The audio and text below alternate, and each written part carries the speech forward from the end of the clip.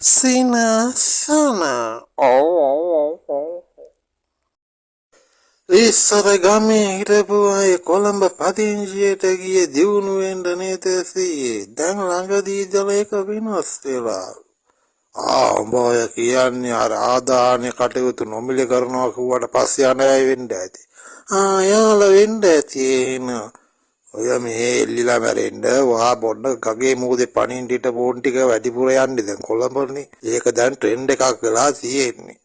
ඒකත් හොඳයි සීයේ ගමේ ඉඳලා මලානම් වියදමත් වැඩිනේ ගෙදර අයට.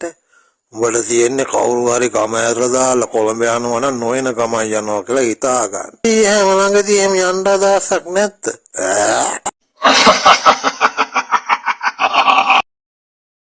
පොළොන්නරුවේ ආල්මුදලාලි හෙලිකොප්ටරයක් ගන්න යනවලු සීයේ. අර ළඟදී කාර් එකක් ගත්ත මුදලාලි වෙන්න ඇති. ඔව් යා තමයි. ඇයි ඉතින් උඹ මේ එළියට වෙලා උඩ බලාගෙන ඉන්නේ?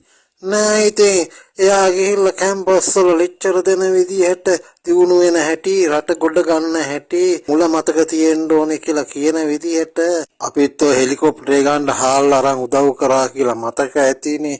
ඉතින් අපිවත් දාගෙන යන්න එයි කියලා මම මේ උඩ බලාගෙන ඉන්නේ. එහෙනම් ඔබ ඔය කහපාට හාල් කාරි ඔළුවේ දාගෙන හිටපන්. නැත්නම් දැක්කේ නෑ කියලා කියයි.